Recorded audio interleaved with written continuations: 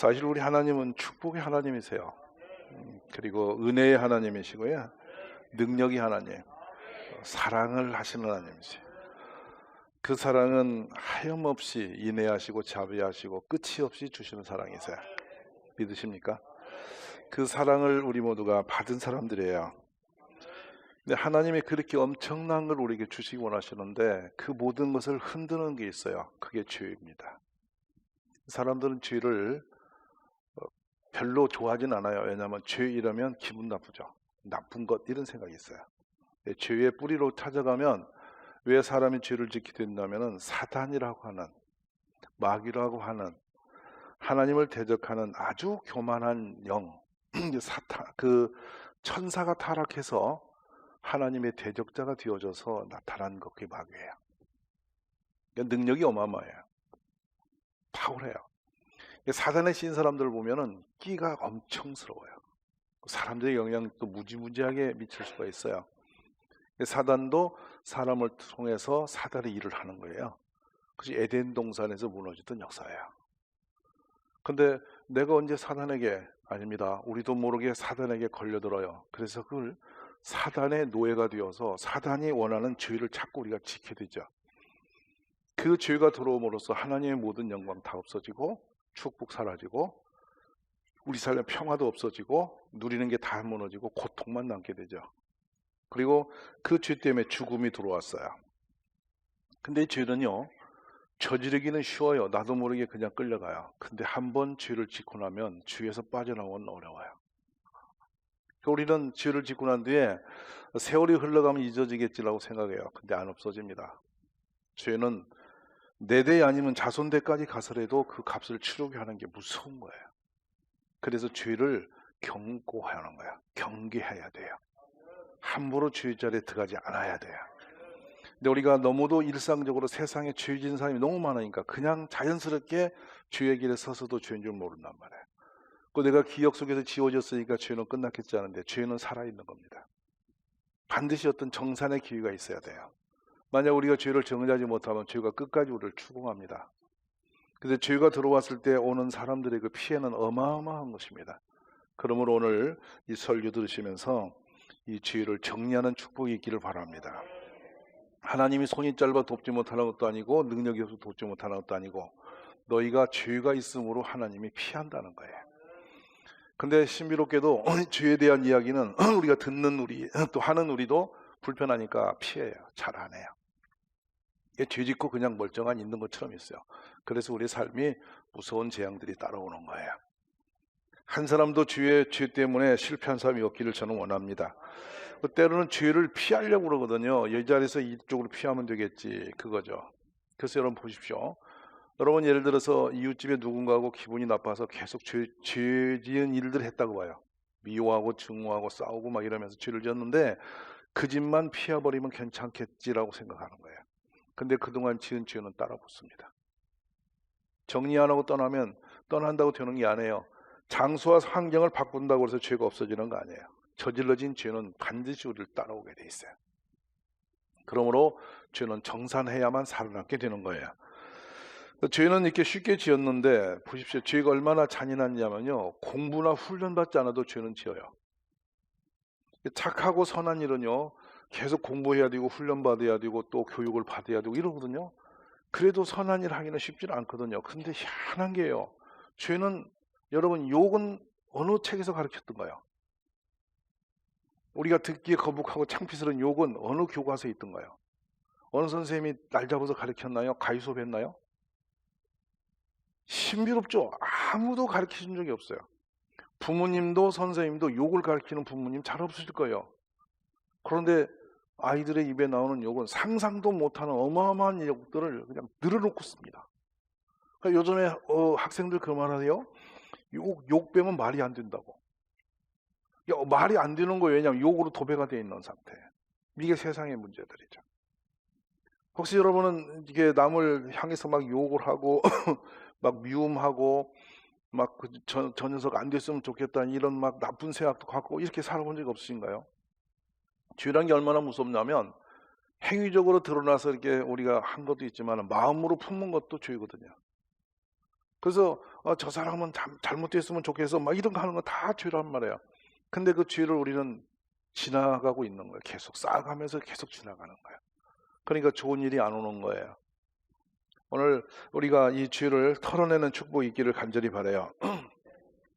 죄가 얼마나 파장력이 강하냐면 전파력이 무시무시해요. 코로나보다 훨씬 전파력이 무서워요. 민수기 14장에 보면 우리가 이제 죽는구나. 저쪽 사람들은 강하고 키가 장대한 민족이라 우리는 그들 보기에 메뚜기 떼같이 약해라고 이렇게 불평을 하면서 원망하면서 차라리 우리를 죽일 곳에 끌고 나와서 이렇게 원망하는 사람들이 지도자가 있었어요. 근데 200만 명이요. 그날 밤 12시 전에 다 그 소식을 다 듣고 전부 다 땅을 치며 울었어요. 탄식을 하며 울었습니다. 이것이 죄의 전파 능력이에요. 오늘 죄를 정리하면은 놀라운 하나님의 축복을 만나게 돼요. 하나님 우리를 사랑하시되 얼마나 사랑하셨냐면요. 우리들이 이스라엘 히브리인들이 홍해를 갈 때에 하나님이 얼마나 내가 하나님을 드러내고 싶었는지 바다 앞에 딱 놓고 양쪽 절벽이에요. 뒤에는 말박업 소리가 옵니다. 최고의 철병거 소리가 육백성이 달려옵니다. 그 말발굽 소리에 이들은 겁에 질러 그냥 간이 녹아내립니다. 이제 죽는구나. 앞이 깜깜했죠. 그래서 밤새 울어요. 오는데 아침에 눈을 떠보니 모세가 지팡이 들고 바닷가에 서 있는 거예요.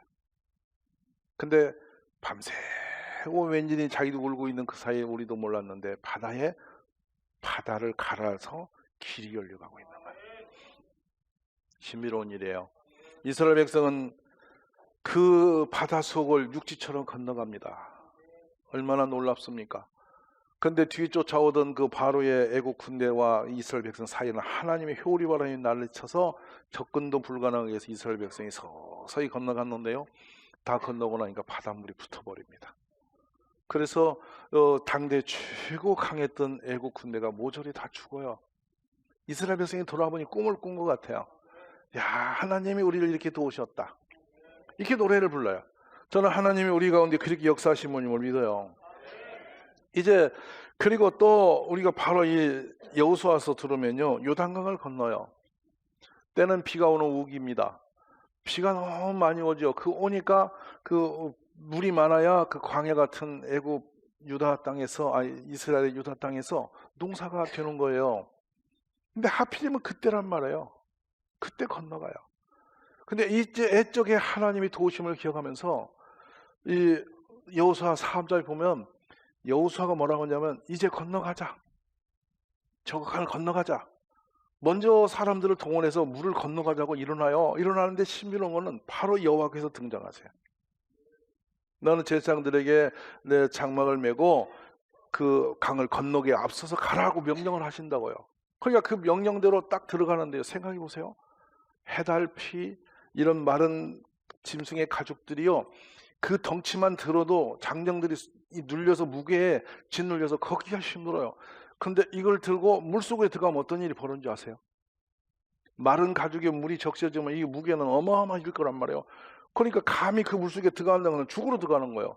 그런데 이스라엘 백성이 이전에 우리 도우신 하나님, 우리 가운데 역사하신 하나님, 여리고 성도 무너뜨려서 우리 갈 길을 여신 하나님이니까 이 하나님을 생각하면 너무 감사함이 있으니까 그 믿음으로 들어갑니다. 들어가는데 강물이 멈춰요. 그리고 육지를 가듯이 강을 건너가게 하셨단 말이에요. 누구의 편이세요, 하나님이? 이 하나님이 누구의 편이세요, 지금? 바로 히브리 사람의 편에 계시고 오늘 여러분 편에, 우리 편에 계신 하나님이에요. 그러니까 갈 길을 예비하신 하나님이세요. 이게 끝인가 싶을 때 길이 있어요. 신비로우세요. 우리는 이제 끝나서 더 이상 어떻게 할 수 없어요. 근데 거기서 길을 여신 하나님이세요. 지난주에 이철 장로님을 뵀는데 아주 큰 그룹의 회장님이세요.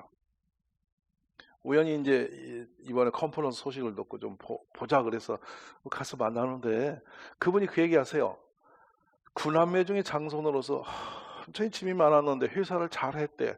근데 어느 날 격리 직원이 부두수표를 잔뜩 나발을 날려버리고 숨는 바람에 자기가 그냥 폭삭 망해버렸대. 오갈 데 없이 그냥 갑자기 그래서 은행 갔더니 뭐 손댈 수 없다고 딱 멀어져 버리더래. 이제 죽는구나 해서 이제 가정에 돌아가야지 하고 터덜터덜 늦은 밤에 가정에 들어가는데요. 이상하니 이게 골목에서 이렇게 고개를 먼저 내밀고 싶으니까 자기 집 앞에 사람이 막 어슬어슬하대 보니까 형사들이 잡으러 온 거야. 예, 그 당시가 부정수표 단속이 아주 강했던 시대래. 그러니까 이분은 전봇대 숨었는데 그 형사들이 자기를 못 보고 그냥 가더라는 거야. 희한하죠. 다음날 신비롭게도 익히 아는 분이 찾아와서 나하고 좀 어디 좀 가자고 손을 끌고 갔는데 가보니까 사람이 무지하게 이렇게 앉아있더래. 이렇게 어디게요? 교회에 잡혀간 거야. 뭣도 모르고 갔대. 이 배신감에 분해서 막 잠을 못 자고 앞으로 살 길이 없으니 너무 낙심이 되고 이 괴로워서 견딜 수가 없는데 이렇게 갔는데 사람들이 멀쩡한 사람들이 다 앉아있더래. 많이 앉아있더래. 그게 뭐가 있으니까 저기 댕기는 거 아니야? 이 생각이 들어서 그때부터 다녀서 지금 장로님 되셨어요.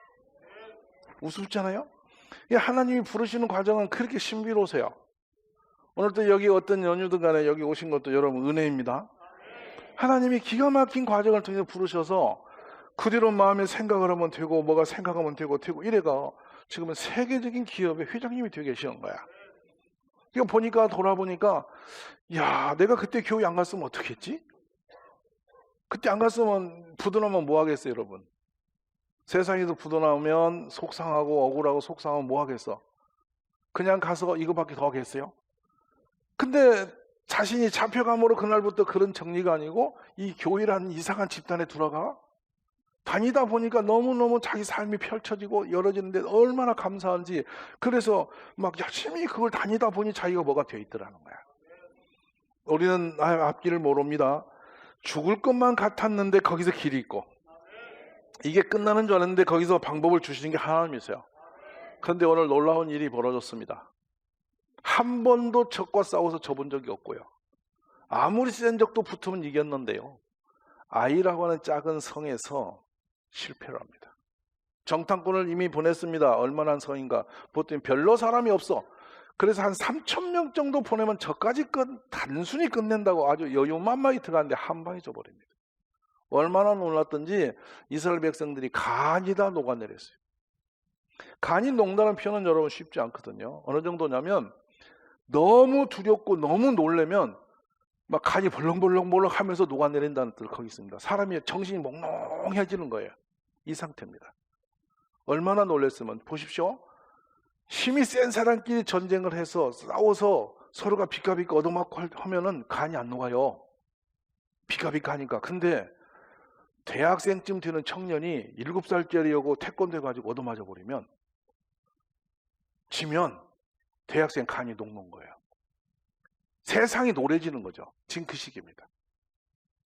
여리고성도 쳐부셨고 지금까지 져본 적이 없는데 이거 조그마한 성에 들어갔다 그냥 철저하게 죽임당하고 정신을 잃어버리고 쫓겨났으니 이건 죽었구나. 왜 이들이 이렇게 놀랐느냐? 우리 편에 계신 하나님이 우리를 떠나셨구나 이 생각이에요. 제일 두려운 거죠. 이 상태에서 이들이 정신을 가다듬고 뭔가 문제가 있다. 더듬어 보니 정탐으로 갔던 사람 중에 한 사람이 문제를 일으킨 거였습니다. 아주 작은 문제였습니다. 외투, 금, 은 이거 훔쳐다가 숨겨놓은 겁니다. 그 사건 우리는 몰랐습니다. 숨겨진 일이니까 아무도 몰랐습니다. 근데 하나님은 아셨습니다. 우리 그렇습니다. 여러분 죄를 저기서 지적할 때 어마어마한 무슨 국가적인 죄를 말하지 않습니다.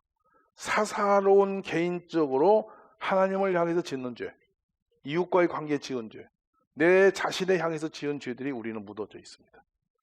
그러면서 세월이 그러면 지워지겠지 이런 생각 속에 우리는 죄를 그대로 묻어놓고 지나왔다는 거예요. 그런데 죄는 우리를 저주를 합니다. 그 죄가 결국에 그 죄의 값을 치르게 만들어요. 죄의 값의 결정타는 우리를 죽게 만드는 거거든요. 그래서 도적질하고 죽이고 멸망시키는 그 일이 죄를 통해서 들어오는 통로들이에요. 그러므로 여러분 교회 다니시는 게 축복인지 아세요? 세상 사람들은 죄를 짓고 그냥 세월에게 맡겨서 피해버려서 그냥 없애는 줄 알고 그냥 살아갑니다. 근데 이 성도가 왜 축복이냐? 예수 이름으로 죄를 고백하면 죄가 없어집니다. 죄값이 치러져요. 오늘 그 시간이 이 시간이라는 겁니다. 우리가 조용히 내 집에 가든 어디 가든지 하나님, 제가 이 사람과의 관계에서 이런 죄를 졌습니다. 하나님, 제가 이 사람을 이래서 내 미워했습니다. 하나님, 내가 이 사람을 이래서 내가 저주했습니다. 하나님, 내 자신을 이렇게 살면 안 되는데 이런 죄 속에 내 삶을 놓아뒀습니다. 하나님, 내가 하나님과 나의 관계를 이렇게 해서는 안 되는데 내가 이런 식으로 하나님 앞에 온전치 못한 생활을 했습니다 라는 것들을 회개하는 거예요. 예수 이름으로 내가 이 어떤 죄든지 고백하면 주께서 그 죄를 그냥 물으시는 게 아니라 지우신다는 거예요. 우리 그 축복의 날이 오늘 되시기를 주의 이름으로 축원합니다. 교회를 다니시면서 가장 어리석은 사람은 죄를 해결하지 않고 다니는 사람입니다. 죄를 정리하지 않고 다니는 사람이에요. 듣기 싫어도 심히 들어도 반드시 여러분, 내가 사람이나 하나님이나 이웃이나 내 자신을 향해서 온전치 않은 거, 그게 뭡니까? 하나님이 원하지 않는 코스 간 게 다 죄거든요. 그런 것들이 있거든. 털어내시라는 말이에요. 이것이 축복입니다. 우리가 뭐 하나 스쳐가는 것 같아도 그 죄가 아닌 것 같아도 전부 그것이 우리의 영혼을 치고 들어옵니다. 우리 자녀들이 부모님 몰래 사이트 열어서 보는 거, 그거 여러분 그냥 지나가는 유행처럼 스쳐가도 괜찮겠지, 오늘 덮었으면 되겠지, 아닙니다. 전부게 죄입니다. 이 죄들이 언젠가는 소리를 내고 언젠가는 역사를 해서 우리 아이들을 망가뜨리게 되는 거예요. 예수 이름으로 털어야 돼요. 정리를 해야 됩니다. 왜냐하면 죄수의 값은 우리 힘으로 못 털어요. 예수님에게 고백해야만 없어집니다. 주님 우리를 다 아세요. 어떤 정황에서 무슨 일에 주님 우리를 안고 서는 것, 마음에 스쳐간 생각도 다 보시는 거예요. 그러므로 어떻게 하든지 죄를 여러분이 짓지 않도록 노력하셔야 돼요. 그래서 너무 속이 상하면 주님, 저는 한계가 이건데 주님이 알아 해주세요, 이렇게 하시란 말이에요. 얼마나 놀랐는지 모르세요? 제가 어떻게 조금 짬이 되니까 이 말씀 드리죠. 나이 드신 이제 어르신을 이렇게 전도를 하는데 이분이 얼마나 고집이 세신지 또 자기 의가 강하신지, 들에서 이제 벼 이런 걸 이렇게 농사를 지시면은 집에서 이제 그 당시는 이렇게 점심 이런 걸 해가 이렇게 갖고 밖으로 나와서 이제 들에 이제 갖다 드리고 이러는 거 아니에요. 근데 당신이 원하는 땡하는 시간에 그 점심 밥이 논두렁에 도착을 안 하면 집으로 달려가서 이불을 끌어다가 솥에다 넣는 분이에요. 그게 그분이 한 얘기니까 제가 하는 거야. 이 성품이 그렇게 고든 거야. 근데요, 이 어르신이 저보고 약속을 하자는 거예요. 제사를 지내는 조건으로 교회를 와주겠다는 거야. 희한한 계산이 다 있어요. 그리고 일주일에 한 번 오시겠다는 거야. 그래도 안 오시는 것보다 낫잖아. 맞아 안 맞아? 그럼 제사를 정리 못 하겠다. 당신은 그래서 홍성에다 지금 큰 산을 만들어 놓고 조상 묘를 다 모시고 나도 거기 갈 길을 열어놨는데, 그래 돌아가신데 제가 다 모셨어요, 양반. 하는데 내가 제사는 포기 못 한다는 거요. 그러면 제가 이제 전도를 해야 되니까 합의를 했지. 제사는 차원 문제고 일단 나오십시오. 맞아 안 맞아? 나왔어. 근데 여기 시국리 다리 위에서 하루는 차고 딱 맞아쳤는데 뭘 감춰 뒤에다. 그렇게 감춰 보니까 까만 봉다리인데 거기에 그 동태 말린 거 이런 거 해서 보니까 마른 반찬, 제사상에 올라가는 기물을 다 들고 오신 거야. 그래서 하여튼 이제 저는 놓아두고 그 어르신은 그거 들고 산소마다 절으러 다니는데요. 수요일 날 뜬금없이 교회를 오셨어. 그래서 제가 그날은 또 추석 전이라 제사를 지내면 3대가 복을 못 받는다고 설교를, 또 무서운 설교를 했어. 그랬더니 예배 후에 이분이 지팡이로 딱딱 때리면서 막 화를 내시면서 가시는 거예요. 그래서 제가 그랬어요. 하나님, 제가 저 어르신은 내가 감당을 못 하겠습니다. 이랬더니 이 양반이 집에 밤에 가다 저 은행나무 밑에서 귀신을 만나가지고 양반이 난리가 난 거예요. 근데 옷을 다 찢고 벗고 빨가벗고 집에서 난리를 부리는데 가니까 여기 정규 권사님 계시네요. 정규 권사님 남편은 맞아가지고 갈비가 부러졌다 그러고 막 부인은 내 패기를 치고 막 난장이 난 거예요. 그래서 그분을 보니까 자기 정신이 아닌 거죠. 그래서 그분하고 예수 이름으로 귀신 나가라고 저하고 둘이 붙어가 하는데 이분이 홀라당 벗고 저를 잡는데 제가 잡을 데가 있어야지. 막 그래서 둘이 뒤피 가지고 방에서 막 뒤집고 난리가 나는 거예요. 그러니까 예배 시간은 이제 다가오고 싶어서 제가 이 양반 어떡하나 막 눌려가 막 예수 이름 나가라 귀신 했더니 나보고 갈 데가 없대는 거야. 갈 데가 없대. 그래서 북한 김정은이가 생각나는 거야. 근데 북한 가라고 그랬더니 알았다고 말이야. 이렇게 했는데요. 이분이 이 소변줄이 막혀갖고 3일을 소변을 못 놓고 정신이 나가버린 거예요. 그리고 그때 그 집에 귀신이 나갑니다. 나가는데 울며 통곡하며 나가는데 이 여성의 음성으로 확 바뀌어가지고 자신의 역사를 다 이야기하고 나갔어요. 저는 그분의 드라마, 그래서 제가 책까지 썼어, 그분 얘기를. 그때부터 저와 이제 동행을 하는데 예배를 드리는데 얼마나 신실하게 드리는지. 그래서 저는 그래요. 귀신 만나봐야 예배 잘 드리는 것 같아요. 얼마나 잘 드리는데 찬송하시고 성령 믿고 이렇게 하시면서 나중에 금식하시다 소천하셨는데요. 이 돌아가실 때까지 은혜롭게 소천하시는 거예요. 사랑하신 여러분, 그때 그 어르신을 제가 인간으로 할 수 없어서 하나님 저분을 좀 손봐주세요. 그랬더니 그렇게 손을 모셨어. 저만 아는 거야. 그래서 얼마나 미안한지 몰라. 근데 종종 이분이 저한테 말합니다. 내가 말 안 들으면 또 이상한 일이 생기니까 알아서 자기가 잘한대. 얼마나 그 힘이 들으셨던지 이 틀니가 입에서 깨졌어요. 이분이 귀신에 시달리면서. 그리고 당신은 이 더러운 귀신이 얼마나 무서운지 아는데 하나님보다 좋은 분이 없다고 노래를 부르고 다니십니다. 그래서 할머니 모시고 교회 나오고 할머니가 그분 말 잘 듣게 안 듣게 평생 그 승길로 사셨으니 할머니가 이분의 말을 듣겠어 안 듣겠어. 근데 이분이 변하는 거야. 변하니까 할머니가 궁금해서 교회 오셔갖고 집사님 되셨어. 할렐루야. 이게 신비롭지 않으세요? 그리고 아들들 보고 오라고 그러고 미국에 있는 아들 보고 오라고 이렇게 하시면서 막 집안을 다 전도하시는데 그때 저는 하나님의 역사를 보았어요. 오늘 여러분이 회개하지 않으면 하나님께 혼납니다. 여러분 알았습니까? 내가 정리를 하셔야 합니다. 청산 계산하시라 그 말씀을 드리는 것입니다. 우리 하나님이 이들이 이렇게 아이성에서 실패할 때에 그들의 죄를 다 끌어내시고 정리하신 다음에 그들을 다시 승리하게 하세요. 이후로는 이스라엘 백성이 져본 적이 없어요. 제가 왜 이 말씀을 드리냐면 아무리 좋은 것도 죄 속에 있으면 다 의미가 없어요. 다 망가지게 돼 있어요. 우리 자녀들도 죄 속에 놓아두면 여러분 길이 없어요. 예수 이름으로 죄를 벗겨줘야 돼요. 이제 이 봄에 우리 모두가 사순절이고요. 이제 곧 부활절을 오세요. 이 시기가 참 좋은 때예요. 그래서 여러분 듣기 어렵지만 오늘 제가 이 설교하는 이유는 회개하시라고. 아무리 나쁜 죄를 지었을지라도 예수 이름으로 제가 잘못했으면 용서해 주세요라고 빌면 사라지는 거예요. 오늘 그런 축복이 우리에게 있어지기를 주의 이름으로 간절히 축원합니다. 결국에는 삽디의 아들 갈미의 아들 아간이 그걸 숨겨놓고 다 숨겨서 아무도 몰랐는데 그걸 나중에 투표해서 뽑힙니다. 그러니까 고백을 해요. 뭐랬냐? 자기가 숨겨놓은 걸 나눴습니다.